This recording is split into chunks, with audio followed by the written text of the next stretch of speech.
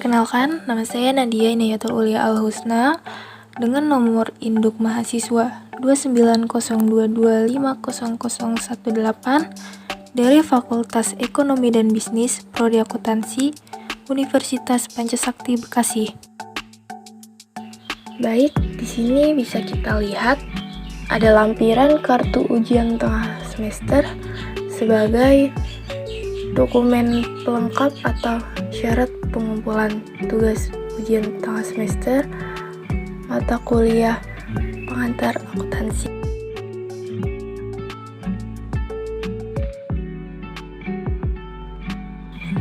Pada kesempatan kali ini, saya akan menjelaskan dua teori tentang analisis transaksi dan akuntansi perusahaan dagang.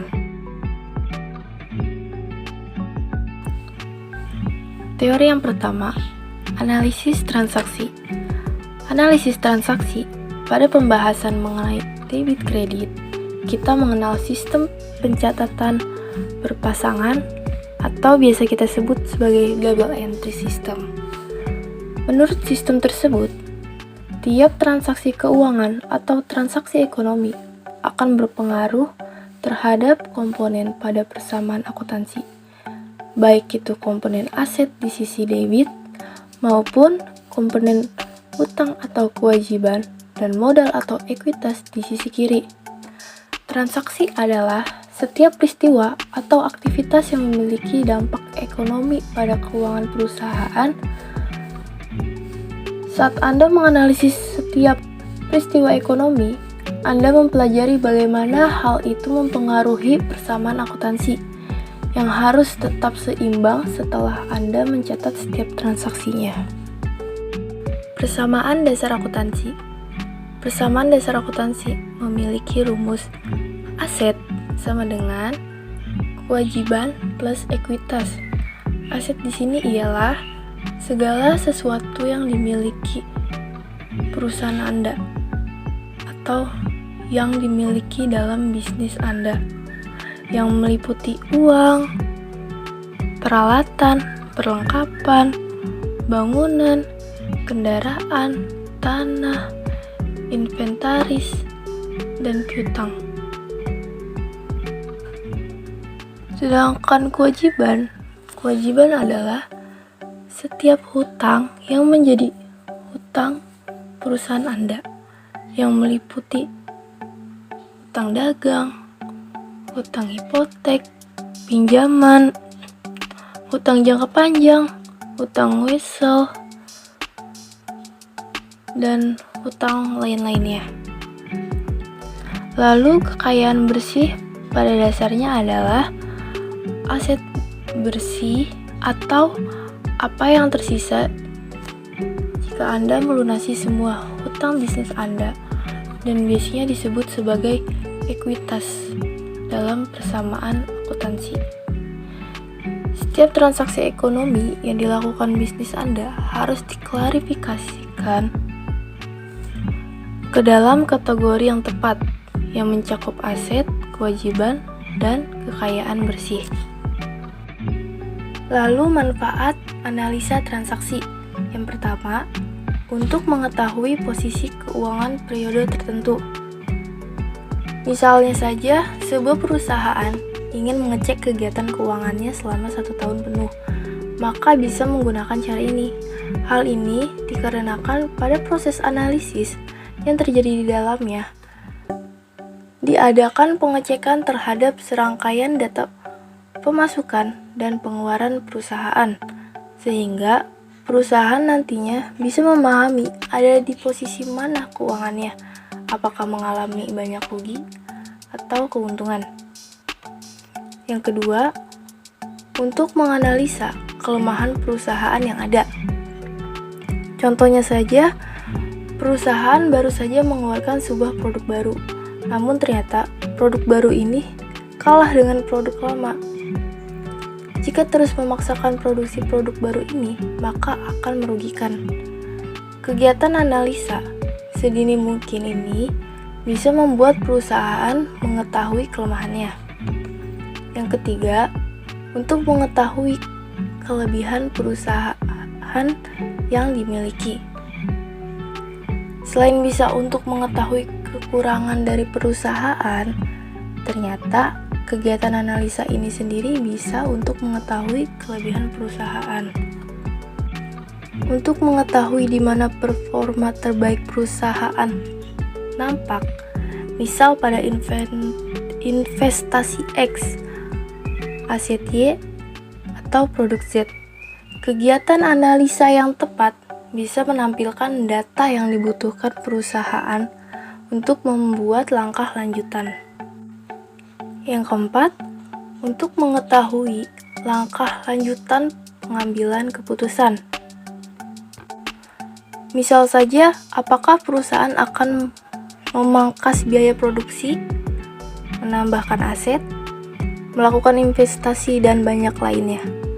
Kegiatan pengambilan keputusan itu bisa didasarkan pada status keuangan perusahaan dari analisa yang dibuat dan didapat. Yang terakhir, sebagai bahan evaluasi dan penilaian kerja. Untuk kemudian nantinya perusahaan dan tim sendiri bisa lebih baik lagi dalam meningkatkan kegiatan kerjanya. Bahan evaluasi yang didapatkan dari sebuah transaksi analisis akuntansi nilainya akan valid dan bisa dijadikan laporan lanjutan. Baik, selanjutnya ada contoh soal persamaan akuntansi. Mari kita simak sama-sama contoh soal persamaan akuntansi berikut ini.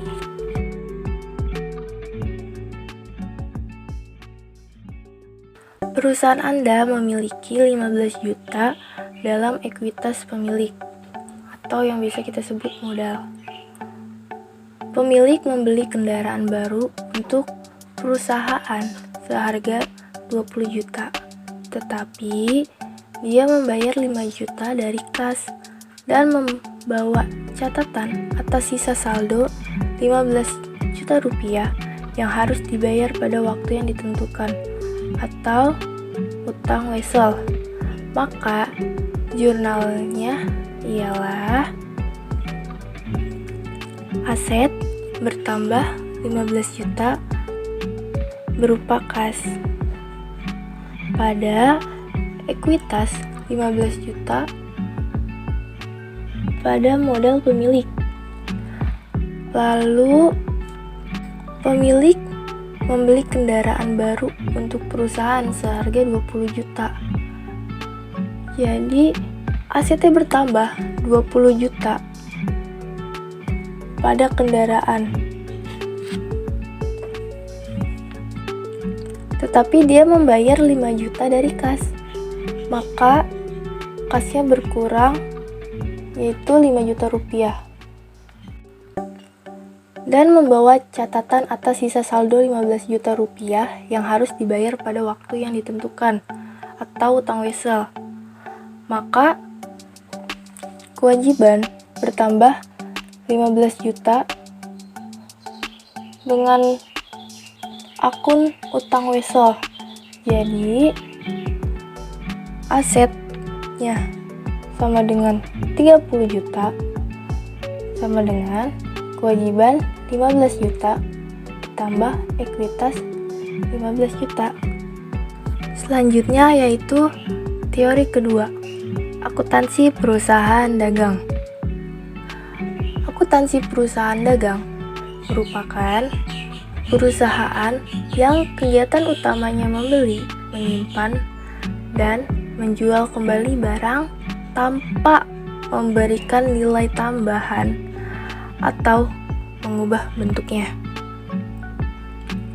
Sebagai contoh yang biasa kita temui dalam kehidupan sehari-hari atau biasa kita jumpai di lingkungan kita ialah toko kelontong dan supermarket.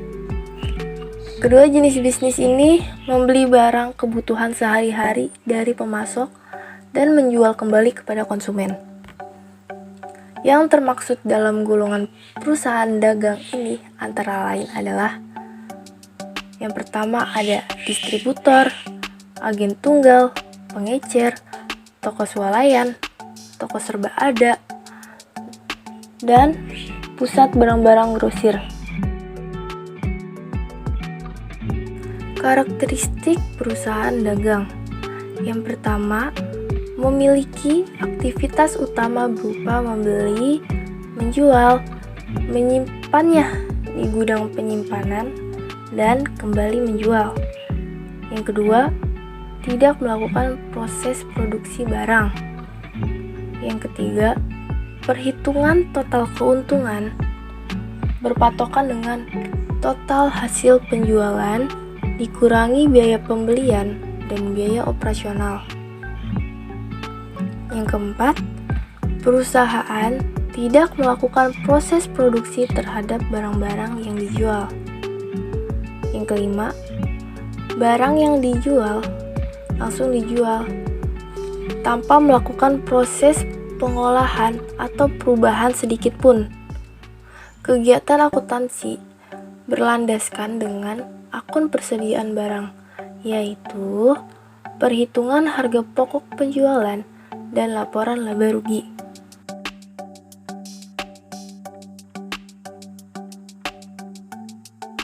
Akun khusus perusahaan dagang. Ini adalah salah satu contoh perbedaan antara perusahaan dagang dengan perusahaan jasa. Yaitu di sini ada akun pembelian, akun potongan pembelian, retur pembelian dan pengurangan harga, beban angkut pembelian, penjualan, potongan penjualan, retur penjualan dan pengurangan harga, beban angkut penjualan, dan persediaan barang dagang. Lalu di sini juga ada jurnal khusus atau jurnal perusahaan dagang, yaitu ada jurnal pembelian. Biasanya jurnal pembelian itu untuk mencatat pembelian secara kredit. Lalu jurnal pengeluaran kas, lalu jurnal penjualan. Ini juga biasanya digunakan untuk mencatat penjualan secara kredit ke customer. Ada jurnal penerimaan kas. Ini isinya adalah semua penerimaan kas atau kas masuk. Isinya dicatat di sini. Lalu ada jurnal umum. Jurnal umum itu biasanya digunakan pada transaksi yang tidak bisa masuk atau diklarifikasikan ke dalam jurnal khusus. Jadi nanti akun-akun tersebut akan masuk ke dalam jurnal umum. Lalu perusahaan dagang memiliki dua buku besar, yaitu buku besar pembantu utang dan buku besar pembantu piutang. Buku besar pembantu utang biasa digunakan untuk mencatat rincian-rincian utang perusahaan. Sedangkan buku besar pembantu piutang biasanya digunakan untuk mencatat utang-utang customer kita.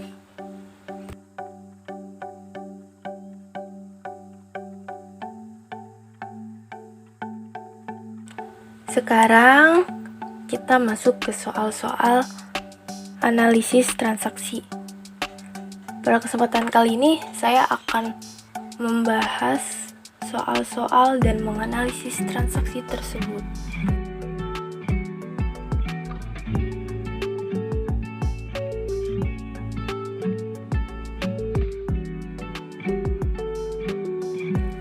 Kantor akuntan Alan dimiliki dan dikelola oleh Tuan A. Gedung dan peralatan kantor yang digunakan adalah sewaan karena sedang menunggu perluasan. Aset dan kewajiban perusahaan per 1 November 2020 adalah sebagai berikut. Kas Rp170.200.000. Utang usaha Rp190 juta. Perlengkapan Rp20.750.000. tanah 30 juta rupiah, utang usaha 64.200.000 rupiah. Transaksi bisnis selama bulan November 2020 dirangkum sebagai berikut. Pada tanggal 2 November, Tuan A menambah investasi di perusahaan dengan setoran tambahan kas sebesar 150 juta rupiah dan kendaraan senilai 75 juta rupiah. Maka, analisis yang bisa kita lakukan ialah kas bertambah 150 juta rupiah dan aset dalam bentuk kendaraan juga bertambah sebesar 75 juta rupiah. Maka jurnal yang bisa kita buat ialah kas dan kendaraan. Kasnya 150 juta, kendaraannya 75 juta. Di debit karena asetnya bertambah. Pada modalnya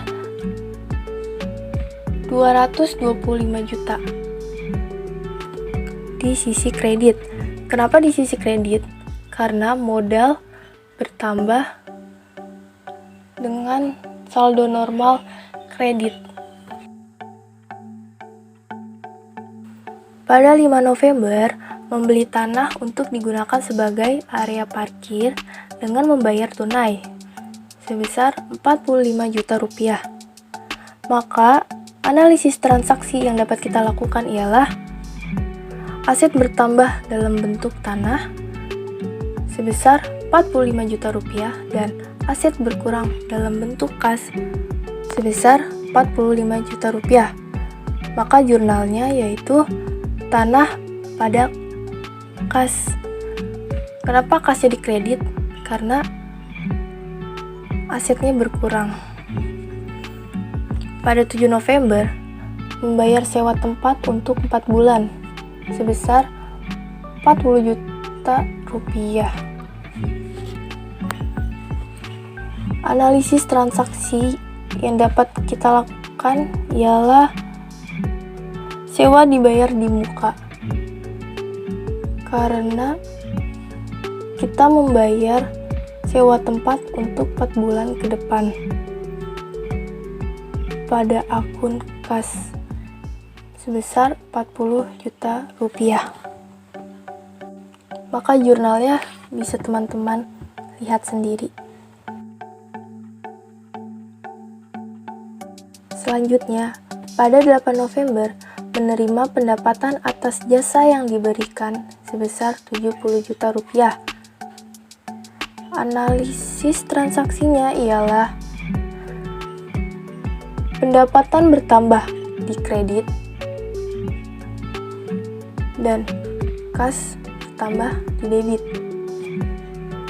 Jadi jurnalnya kas pada pendapatan jasa sebesar 70 juta rupiah. Lalu selanjutnya pada 10 November membayar kreditor untuk melunasi utang usaha sebesar 25 juta rupiah. Analisis transaksinya ialah hutang usaha berkurang 25 juta rupiah dan kas berkurang untuk membayar utang sebesar 25 juta rupiah. Jadi jurnalnya ialah utang usaha pada kas sebesar 25 juta rupiah.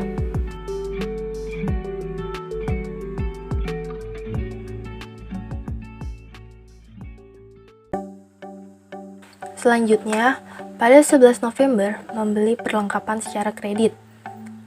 Maka analisis transaksinya ialah aset bertambah dalam bentuk perlengkapan sebesar 8.200.000 rupiah. Dan utang usaha bertambah sebesar 8.200.000 rupiah. Kenapa utang usahanya bertambah? Karena kita membeli perlengkapan secara kredit. Jadi jurnalnya yaitu perlengkapan pada utang usaha sebesar Rp8.200.000.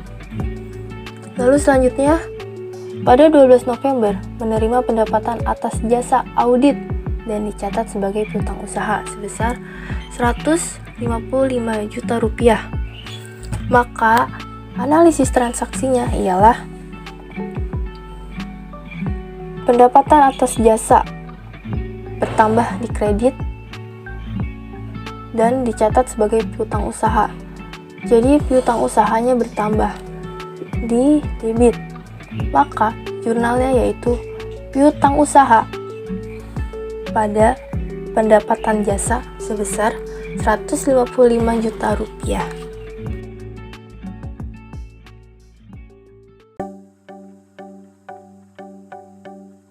Selanjutnya, pada 15 November menerima kas atas piutang dari pelanggan sebesar Rp200 juta. Maka analisis transaksinya ialah kas bertambah di debit dan piutang berkurang di kredit.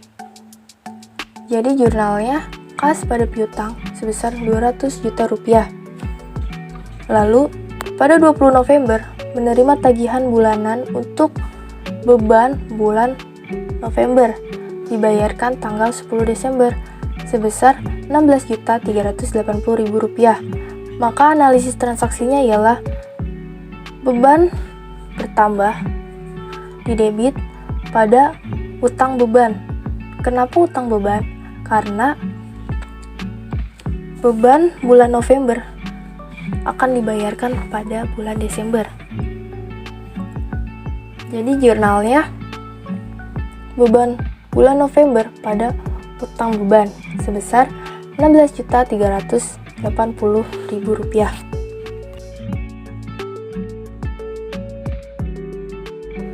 Transaksi yang terakhir ialah pada 26 November membayar biaya berikut ini. Yang pertama ada biaya gaji sebesar Rp80 juta, biaya utilitas sebesar Rp11.575.000 dan biaya lain-lainnya sebesar Rp2 juta.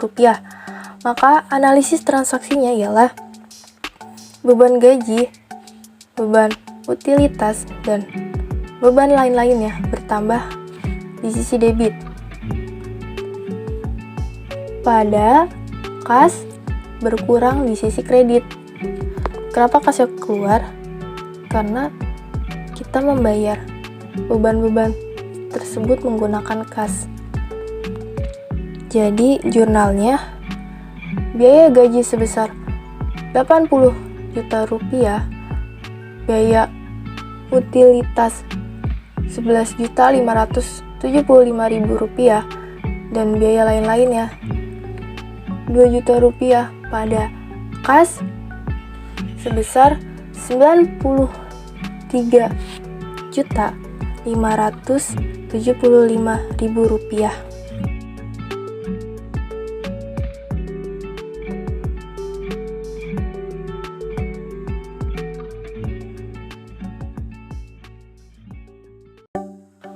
Mungkin segitu saja presentasi yang bisa saya sampaikan. Mohon maaf jika banyak kesalahan dalam pengucapan ataupun penyampaian. Kurang lebihnya mohon maaf. Wassalamualaikum warahmatullahi wabarakatuh.